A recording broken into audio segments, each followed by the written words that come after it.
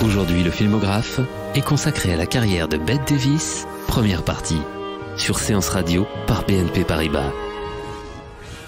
Bonjour à tous, bonjour Antoine Cyr. Bonjour Laurent, bonjour à tous. L'actrice dont nous allons parler aujourd'hui est un monument, une star au caractère tellement affirmé qu'elle en inspirerait presque une sorte d'appréhension à ceux qui, près de 25 ans après sa mort, osent s'attaquer à son impressionnante filmographie. C'est Bette Davis.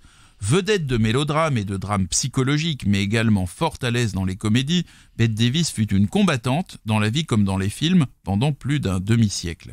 Elle se battait contre tout ce qui s'opposait à sa volonté d'être une star. Tantôt les studios, tantôt ses rivales, tantôt ses réalisateurs, tantôt l'oubli du public. Outre sa volonté et son célèbre regard qui passait en un éclair du tendre à l'inquisiteur, son art mettait un niveau technique très élevé. Sa technique de jeu lui permettait de captiver le public et de tenir des films à bout de bras bien mieux que ne le faisaient quantité d'actrices dotées d'un rayonnement physique supérieur au sien. Les modes passaient, les starlettes glissaient sur le toboggan d'une gloire fugace, mais Bette Davis réapparaissait sans cesse, un peu plus âgée, un peu plus sévère, voire un peu plus acariâtre, mais toujours aussi incontournable. Rien que pour cela, elle méritait bien le double filmographe que nous lui consacrons aujourd'hui et la semaine prochaine.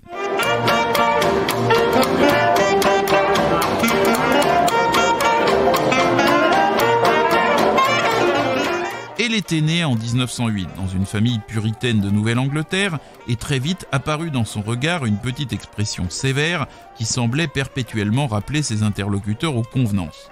Son père, Harlow Morell Davis, était particulièrement avare de compliments pour sa famille. Un jour, il quitta définitivement sa femme et ses deux filles, ce que regrettera peu la jeune Ruth Elizabeth, la future Bette, qui dira qu'avec lui, l'ambiance à la maison n'était pas joyeuse. Elle dira aussi « Bien sûr que j'ai remplacé mon père, je suis devenu mon propre père, et tout le reste aussi. » Ceci explique peut-être cela. Fascinée à 16 ans par Le Canard sauvage, une pièce d'Ibsen qui raconte l'histoire d'un couple dont la rupture entraînera le suicide de leur fille, Bette Davis comprit que le théâtre était sa vocation.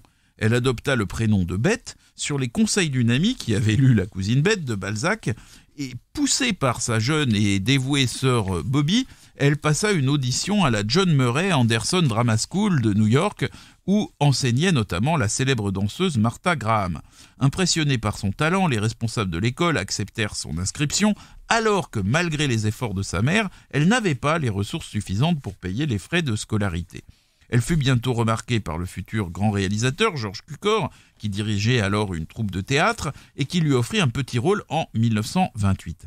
C'est à cette époque qu'elle va rencontrer Miriam Hopkins, une autre comédienne ambitieuse, qui ne cessait d'intriguer contre elle, et donc elle s'en fit à cette époque-là une ennemie pour la vie. Et pourtant, elles vont se retrouver, elles joueront ensemble dans 2 films, mais n'anticipons pas. Bientôt, Bette Davis fut recrutée pour jouer le rôle d'Edwige, celui de la jeune fille tourmentée du Canard sauvage. Et le jour de la première, son père, qui n'avait rien fait pour soutenir sa vocation théâtrale, lui envoya un télégramme d'encouragement.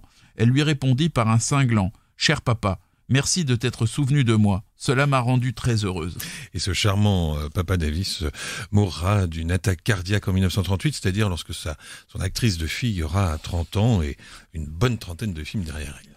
Bette Davis débute à Broadway fin 1929 dans Broken Dishes, une pièce de l'auteur à succès Martin Flevin qui sera jouée 178 fois et qui lui permettra d'accéder à la notoriété.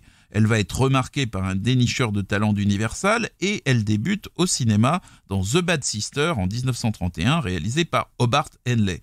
La prestation de Bette Davis fut plutôt effacée. D'ailleurs, la distribution comportait un autre tout jeune acteur du nom de Humphrey Bogart, qui serait bientôt comme elle l'un des grands acteurs de la Warner, mais ni l'un ni l'autre, ni Bette Davis ni Bogart ne furent jugés convaincants par les responsables d'Universal. Et pourtant, ils vont se revoir, et même assez souvent. Pour ce studio, pour Universal, Bette Davis va encore jouer des rôles secondaires dans Sid de John Hempstall et dans Walter Lowbridge de James Whale. Et puis alors ensuite, elle va être prêtée à d'autres studios pour des films à petit budget et son contrat ne fut pas renouvelé. Elle décida de rentrer à New York pour revenir au théâtre, mais un grand acteur de la Warner, l'anglais George Arliss, avait apprécié sa prestation dans Hell's House, un film de Howard Higgins produit par un petit studio. Avant de jouer au cinéma, Arliss, il faut dire, avait été un très distingué acteur du théâtre victorien et il sut discerner peut-être mieux que personne le talent de Bette Davis. Elle avait 24 ans, il en avait 64. Et donc, notre George Arliss propose en 1932 à Bette Davis de jouer un petit rôle auprès de lui dans L'homme qui jouait à être Dieu, The Man Who Played God, un film qui raconte l'histoire d'un pianiste rendu sourd par une explosion. Donc ce pianiste apprend à lire sur les lèvres et c'est ainsi qu'il déchiffre un propos dans lequel sa fiancée, interprétée par Bette Davis, explique à un jeune homme qu'elle ne reste avec son actuel partenaire que par compassion. À propos de Bette Davis, Arliss écrira dans ses mémoires « Je ne m'attendais qu'à une modeste prestation, mais ce petit rôle se transforma en une création vivante, profonde, comme une lueur illuminant un texte banal et lui communiquant émotion et passion. C'était un talent qui ne pouvait rester longtemps dans l'ombre. » Sourd, mais pas aveugle. Yes. The king.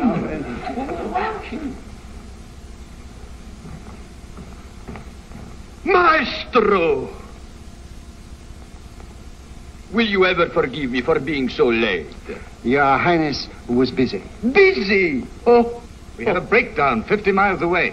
I'm overwhelmed with shame. Les dernières notes de L'homme qui jouait à être Dieu aux grandes orgues, George Arliss, et pas loin Bette Davis. Bette Davis à qui est consacré le filmographe d'aujourd'hui et celui de la semaine prochaine, notez-le déjà. Nous sommes en 1932 et nous retrouvons Antoine Cyr. 1932, c'est donc l'année de l'éclosion du talent de Bette Davis, et c'est aussi celle de son premier mariage avec Ham Nelson, un musicien rencontré lors de ses études et dont elle divorcera en 1937. Le divorce sera prononcé assez tard, l'un des arguments retenus par le juge en faveur du mari étant le goût excessif de Bette Davis pour la lecture. Oui, elle a bien fait de divorcer, je pense. Suite à The Man Who Played God, les frères Warner proposent à Bette Davis un contrat de 7 ans. C'est en fait le début d'une période qui va en durer 16, où Bette Davis devra sans cesse lutter pour obtenir de bons rôles dans un studio qui a bâti sa fortune sur les films de gangsters et qui privilégie les vedettes masculines. Dans So Big de William Wellman en 1932 et The Rich Are Always With Us d'Alfred E. Green, elle peine à émerger dans l'ombre des actrices qui jouent les premiers rôles, respectivement Barbara Stanwyck et Ruth Chatterton. En revanche, elle va montrer toute sa féminité dans Cabin of the Cotton, toujours en 1932, un film de Michael Curtis, où elle joue la sensuelle fille d'un riche planteur et où elle prononce une réplique qui va beaucoup contribuer à sa gloire. « J'aurais bien aimé vous embrasser, mais je viens juste de me laver les cheveux. » Pourtant, même dans ce film, Bette Davis reste enfermée dans un personnage de poupée blonde qui est loin de lui permettre d'exprimer tout son potentiel. Elle retrouvera Michael Curtis dès 1933 pour 20,000 Years in Sing Sing, 20 000 ans sous les verrous, un film où elle joue la dulcinée d'un repris de justice interprété par Spencer Tracy. Ce sera leur seul film en commun. En revanche, elle retrouvera Michael Curtis encore 4 fois.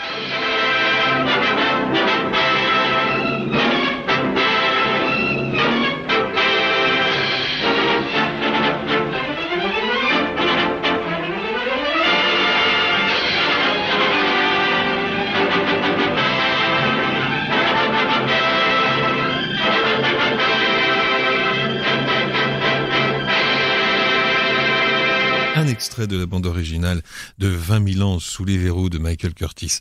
Et on retrouve Bette Davis en compagnie d'Antoine Cyr. En 1933, Bette Davis est la vedette d'un film de Robert Florey, l'un des Français d'Hollywood, qui va déchaîner la colère des ligues de vertu et contribuer à la mise en place du célèbre code Hays, ex-Lady. Pas de quoi fouetter un chat de nos jours pourtant, puisqu'il s'agit simplement de l'histoire d'un couple qui choisit l'union libre sous prétexte que le mariage risquerait de nuire à leur amour. Bette Davis n'aimait pas ce film, où elle apparaît dans des toilettes plus sophistiquées les unes que les autres. Elle estimait que n'importe quelle jolie fille d'Hollywood aurait pu servir de faire-valoir à cette garde-robe. Et alors ce qui est drôle, c'est qu'on retrouvera un plan de ce film 30 ans plus tard, au tout début de Qu'est-il arrivé à Baby Jane, le célèbre film de Robert Aldrich, dont on parlera plus tard évidemment, lorsqu'un producteur constate que l'enfant star Baby Jane est devenue une jeune actrice vraiment sans grand talent, et c'est évidemment Bette Davis. En 1934, Michael Curtis associe Bette Davis à James Cagney pour Jimmy the Gent, une sympathique comédie, mais c'est dans un film de John Cromwell, produit par la RKO, à qui elle a été prêtée, qu'elle va exprimer pour la première fois sa personnalité. Of Human Bondage, l'emprise, tirée d'une histoire de Somerset Maugham. Bette Davis avait harcelé Jack Warner pendant plusieurs mois pour qu'il la laisse jouer pour un autre studio ce rôle antipathique et susceptible de perturber son image de jeune première. L'emprise, c'est en effet l'histoire de Mildred, une femme cruelle et manipulatrice qui n'a de cesse de détruire la vie de l'homme qu'il aime, un peintre raté et affecté d'un pied beau. Cet homme est interprété par l'acteur britannique Leslie Howard. L'histoire, justement, se déroule en Angleterre et certains doutaient de la capacité de la très bostonienne Bette Davis à prendre le style et l'accent d'une Anglaise issue des classes populaires. Ce genre de défi lui plaisait, on voit qu'elle s'amuse vraiment beaucoup dans le film à prendre cet accent et elle recruta même une domestique anglaise qui lui servit de coach pendant la préparation du film. Et ce sera sa première nomination à l'Oscar, il y en aura beaucoup d'autres, remportée cette année-là par Claudette Colbert pour New York Miami. Et Claudette Colbert était tellement persuadée que ce serait Bette Davis qui aurait la statuette qu'elle n'est même pas venue à la cérémonie. Pour son retour à sa maison mère, à la Warner, Bette Davis se voit confier un nouveau rôle d'ambitieuse manipulatrice dans Housewife, un film d'Alfred E. Green avec George Brent, un acteur dont elle disait qu'il était son partenaire préféré, puis elle interprète une meurtrière psychopathe dans Border Town, Ville Frontière, un film d'Archie Mayo où, exactement comme Aida Lupino dans Une femme dangereuse, elle révèle sa vraie nature dans une scène de tribunal. Elle partage l'affiche de Border Town avec Paul Mooney, qui était alors l'une des toutes premières vedettes masculines d'Hollywood.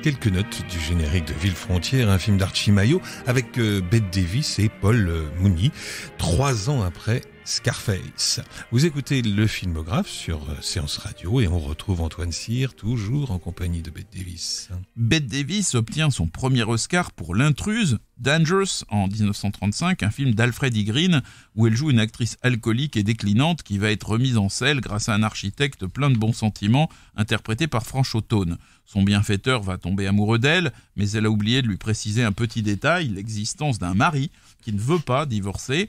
Bette Davis considérait qu'elle aurait dû obtenir l'Oscar pour L'Emprise et que sa prestation dans L'Intruse était nettement moins méritoire. Et cette statuette fut rachetée aux enchères en 2002 par un certain Steven Spielberg qui la restitua à l'Académie des Oscars.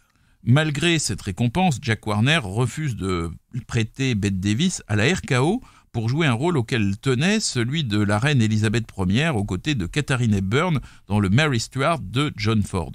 Elle se console temporairement avec La forêt pétrifiée, un film d'Archie Mayo où elle retrouve Leslie Howard, son partenaire de l'Emprise, et qui a surtout le mérite de révéler Humphrey Bogart dans le rôle d'un tueur sans scrupules, mais intéressant. Et c'est Leslie Howard qui insista pour que ce soit Bogart qui soit engagé, et en souvenir de ce petit coup de pouce comme ça à sa carrière, 15 ans plus tard, avec Lorraine Bacall, sa femme, eh bien, il prénomma sa fille Leslie. Bette Davis est ensuite embarquée par la Warner dans 2 screwball comédies plutôt médiocres, Golden Arrow d'Alfred E. Green, où elle retrouve George Brent, puis Satan Met a Lady de William Dieterle, une adaptation loufoque du Faucon maltais de Dashiell Hammett. C'était la 2e adaptation du roman, en attendant évidemment celle 5 ans plus tard, John Huston. Alors tout ça, c'en est trop pour Bette Davis, qui entre en conflit avec ses producteurs. Bien que ceux-ci aient promis d'acheter pour elle les droits d'Autant en emporte le vent, énorme best-seller sorti en 1935. Elle reçoit une offre de Ludovico Toplitz, un producteur italien basé à Londres, qui lui explique qu'elle ne peut être réduite en esclavage par la Warner et lui propose 2 fois $60 000 pour tourner 2 films, l'un avec Nigel Bruce et l'autre avec Maurice Chevalier. Bette Davis claque la porte de la Warner et embarque discrètement pour l'Europe à bord d'un paquebot qui relie le Canada à l'Écosse. Elle visite Londres et Paris, elle est enchantée, mais elle apprend que ses projets sont bloqués par la Warner qui se prévaut de son contrat d'exclusivité. Elle engage un procès devant les tribunaux anglais, non seulement elle le perd, et est condamnée à payer les frais de justice, mais elle se fait une mauvaise réputation à Londres, l'opinion percevant sa cause comme celle d'une diva qui s'estime exploitée alors que son salaire annuel nourrirait une dizaine de familles de la classe moyenne. Les 2 projets de Toplitz sont abandonnés, mais Jack Warner lui pardonne son escapade et, magnanime, dispense Bette Davis de payer les frais de justice. Même si la Warner n'achètera finalement pas, les droits d'auteur en emportent le vent, Bette Davis n'est pas totalement perdante car le studio lui proposera désormais des films plus conformes à ses aspirations.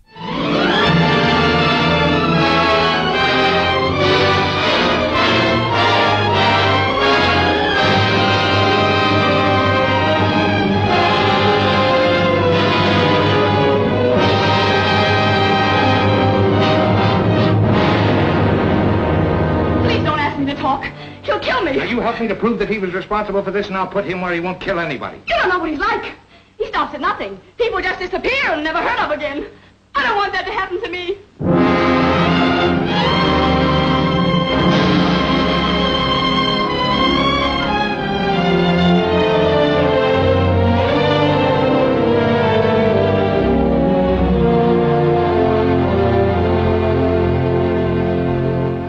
From now on, you're working for me, understand? Most of you have been around long enough to know how I operate. We know the kind of action they want and we are going to give it. From tiddlywinks to roulette. And you work the way I tell you. Or you don't work at all. Betty, I want you to tell me the truth. I want to know why you're not going back to school. I'd be too ashamed. Ashamed of what? Of you! All I know is that kid sister of mine came back here again last night, and that nobody has seen her since. If I find out that you or anybody else has laid a finger on her, You'll what? I'll get you. Un extrait de la bande-annonce de Femme marquée, le film dont on va parler maintenant. Antoine Cyr. Oui, pour son retour à Hollywood, Bette Davis tourne dans cet excellent film Femme marquée de 1937, un film de Lloyd Bacon, dans lequel elle interprète une hôtesse, le code Hayes n'aurait jamais laissé parler d'une prostituée, qui se révolte contre un gros bonnet de la pègre après le meurtre de sa sœur. Elle-même est violemment battue par les gangsters et la légende veut que, mécontente des bandages qui lui avaient été faits par la production, elle se soit rendue chez un vrai médecin pour les faire refaire. Dans ce film, Humphrey Bogart interprète un procureur et on le retrouve à nouveau aux côtés de Bette Davis dans Kid Galahad, le dernier combat en 1937, un film de Michael Curtis avec Edward G. Robinson qui se déroule dans le milieu de la boxe. Et pour ces 2 films, Femme marquée et Le dernier combat, elle obtiendra la coupe Volpi du Festival de Venise 1937. En 1937 toujours, Bette Davis tourne le premier de ses 4 films pour Edmund Goulding, Une certaine femme avec Henry Fonda.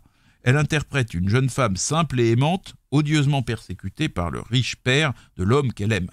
La même année, elle partage l'affiche avec Leslie Howard et Olivia de Havilland dans L'aventure de minuit, une comédie d'Archie Maillot. Premier des 4 films réunissant Bette Davis et Olivia de Havilland. Et en 1938, alors qu'Autant en emporte le vent n'a pas encore été adapté au cinéma, mais que le roman de Margaret Mitchell a fait naître aux États-Unis une véritable vogue sudiste, Bette Davis tourne pour la Warner L'Insoumise, titre anglais Jezebel. L'Insoumise, c'est un film de William Wyler qui se déroule en 1850 à la Nouvelle-Orléans, dévastée par la fièvre jaune, et qui n'est pas sans point commun avec Autant en emporte le vent. Bette Davis y joue à nouveau une femme de caractère. L'homme qu'elle aime est interprété par Henry Fonda et il rompt avec elle après qu'elle l'ait mis par jeu dans une situation ridicule. Mais Bette Davis se dit que tout ça va s'arranger, elle espère bien qu'il lui reviendra, seulement le jour où il la rejoint, c'est pour lui présenter son épouse. La scène où Bette Davis découvre qu'elle est prise à son propre piège et jouée avec une finesse qui est la marque des plus grandes, Henry Fonda lui dit « Voici Amy, ma femme », et la réaction de Bette Davis, d'une sobriété totale, s'avère un formidable moyen d'incarner une espèce de dévastation intérieure insondable. Jezebel, l'insoumise, va connaître un énorme succès et Bette Davis va recevoir pour ce film un 2e Oscar. Lui aussi racheté par Spielberg quelques années plus tard. Pour autant, sa rencontre professionnelle avec le perfectionnisme mais peu démonstratif William Wyler avait plutôt décontenancé Bette Davis. Il ne disait jamais rien, expliquait-elle. Ça me rendait folle. L'acteur a besoin de savoir s'il plaît à son metteur en scène. Au bout d'une semaine de tournage, je suis allé le voir et je lui ai dit « « Monsieur Wyler, j'aimerais vraiment savoir si je joue comme vous le désirez. »« Ah, je vois, a-t-il répondu. Et le lendemain, après chaque prise, il applaudissait frénétiquement en criant « C'est merveilleux, c'est merveilleux !» Je lui ai demandé ensuite de revenir à sa première manière, car celle-là ne me convenait pas du tout. Il ne donnait aucune indication de jeu.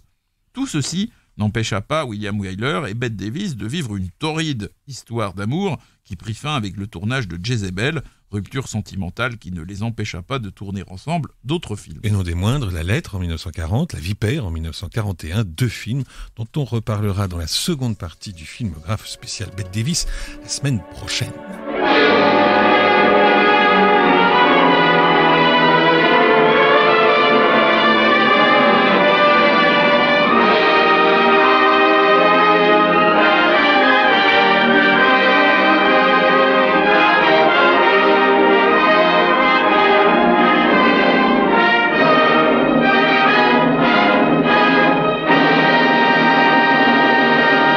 La musique de l'Insoumise, signée Max Steiner. Depuis 2009, ce film est officiellement conservé sur les étagères de la librairie du Congrès américain.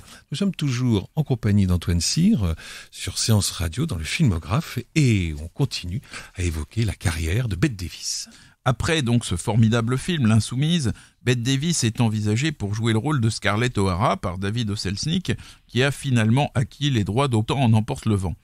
Plusieurs versions circulent pour expliquer que cette reine d'Hollywood n'est au bout du compte pas obtenu le rôle le plus convoité du cinéma américain.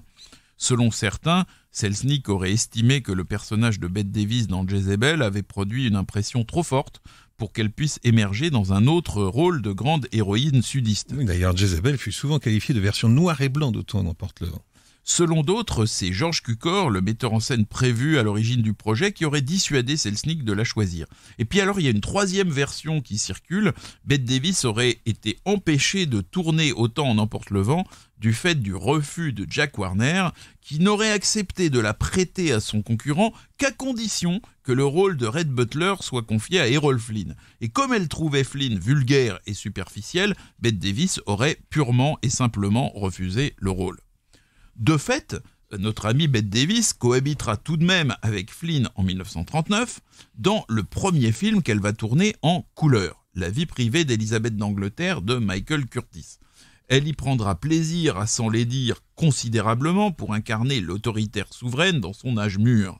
Les sourcils rasés, le visage couvert d'un épais maquillage blanchâtre, le corps engoncé dans des robes aux teintes glaciales, Bette Davis montre par sa composition la difficulté, voire l'impossibilité, de concilier pouvoir et humanité. Pour l'accompagner dans ce film racontant la tumultueuse relation d'Elizabeth avec Lord Essex, Bette Davis aurait de loin préféré le shakespearien Laurence Olivier plutôt que le frétillant Errol Flynn. Flynn saura pourtant faire preuve de retenue dans son rôle, acceptant de servir de faire-valoir à sa partenaire.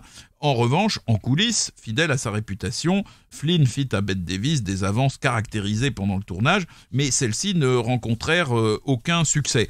Il faut dire qu'à un moment dans le film, Bette Davis doit gifler Errol Flynn, et en fait de le gifler, elle lui a donné un véritable uppercut qui l'a à moitié assommé, donc il n'était pas très content. Et pour avoir d'ailleurs la version de tout ce tournage, de toute cette histoire, je vous renvoie aux mémoires d'Errol Flynn, Mes 400 coups, qui lui consacre un abondant passage. Errol Flynn qui était face à Bette Davis dans ce film et aussi face à Olivia de Havilland qu'il avait rencontré l'année précédente dans Les inoubliables aventures de Robin des Bois, également signé Michael Curtis. Dans le prolongement de Jezebel, donc de l'Insoumise, Bette Davis va enchaîner les grands mélodrames, notamment avec Edmund Goulding. En 1939, Goulding réalise Dark Victory, un des plus beaux rôles de Bette Davis. C'est l'histoire d'une jeune femme riche et snob, coqueluche de son club d'équitation, qui apprend un jour qu'elle a une tumeur au cerveau. Elle est adressée à un chirurgien interprété par George Brent qui va tomber amoureux d'elle et qui va en apparence l'opérer avec succès. En réalité, le chirurgien n'a pu obtenir qu'une brève rémission. Tous les spécialistes du monde font le pronostic qu'après un sursis qui ne peut pas excéder 2 ans, Bette Davis perdra brutalement la vue et n'aura plus alors que quelques heures à vivre. Le chirurgien qu'elle va finir par épouser essaie de lui cacher ce sombre pronostic, mais elle tombe par hasard sur les lettres des spécialistes. Pour arracher à l'implacable destin qui s'avance quelques moments de bonheur, elle décide de laisser son entourage dans l'ignorance du fait qu'elle a découvert ces lettres. Et le jour où elle sent arriver les symptômes annonciateurs de la fin. Elle éloigne son mari, dit adieu à tous, y compris à ses chiens, puis attend la délivrance allongée sur son lit. Cette scène d'une noirceur absolue, qui se déroule pourtant dans une déconcertante euphorie, est l'un des grands moments de la carrière de Bette Davis. Et c'est sur cette scène de Dark Victory, Victoire sur la nuit en français, que nous allons refermer cette première partie du filmographe consacré à Bette Davis. Sa carrière fut longue et surtout très riche, donc rien de plus naturel que de lui consacrer 2 numéros du filmographe. Alors, merci Antoine et à la semaine prochaine. Le filmographe vous a été présenté par Antoine Cyr et Laurent Bourdon sur Séance Radio par BNP Paribas.